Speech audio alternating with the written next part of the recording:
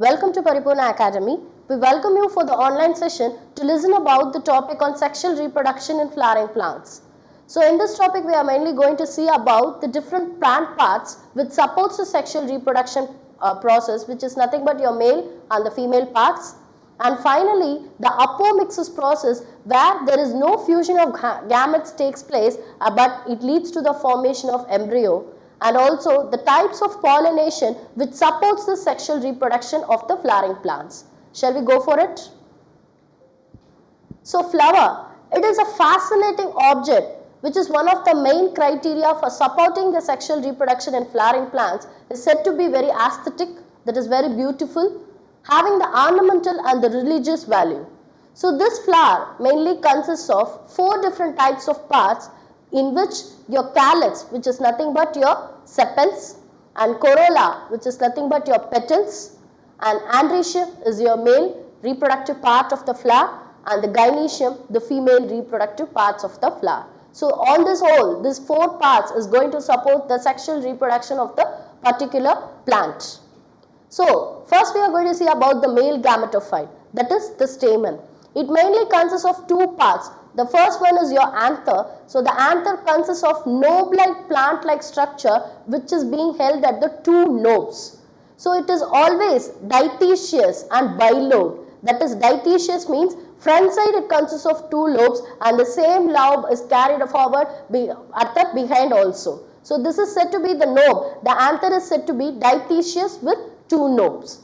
This anther is being supported by the filament, which is nothing but a long stalk which is helpful for supporting the anther, which is being represented in this figure. So this on the whole, anther and filament comprises the male gametophyte. Next, microsporogenesis.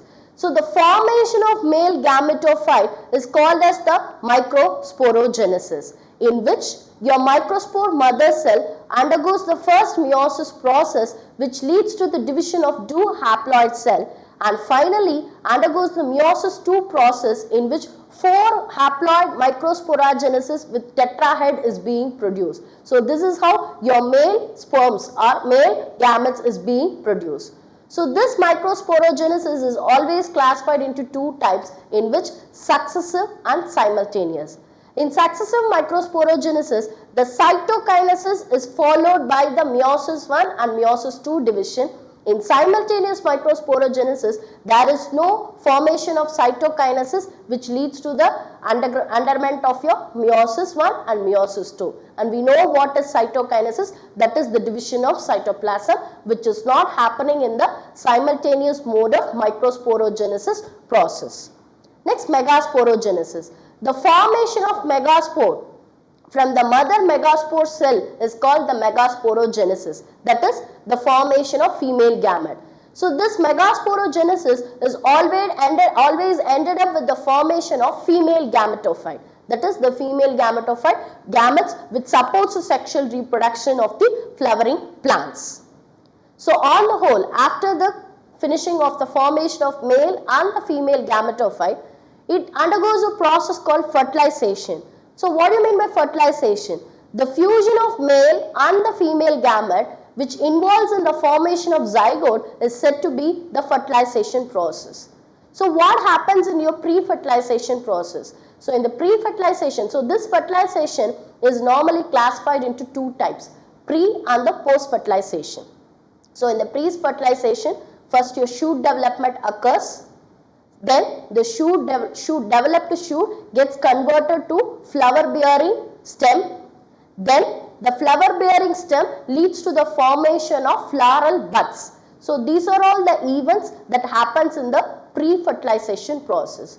Then what happens in the post-fertilization process? So in the post-fertilization process, all the flowers are turned into a fruit which is being covered by a hard endosperm. So that is the event that is happening in the post-fertilization process, which is being end of the sexual reproduction of the flowering plants. So this image typically shows how the fertilization is happening. So you can see the pollen grains from the anther is being falling in the pollen tube, which leads to the formation of gametes inside the pollen tube, and finally the ovary gets swelled and it is being ripened.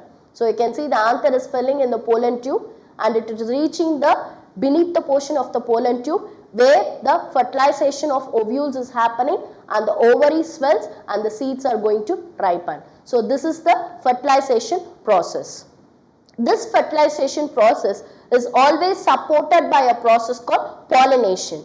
So the transfer of pollen grain from the anther to the stigma is called the pollination process. So you can see from the anther, the anther grains are falling in the pollen tube. So this process is called the pollination. So this pollination is of two types, anemophily and hydrophily.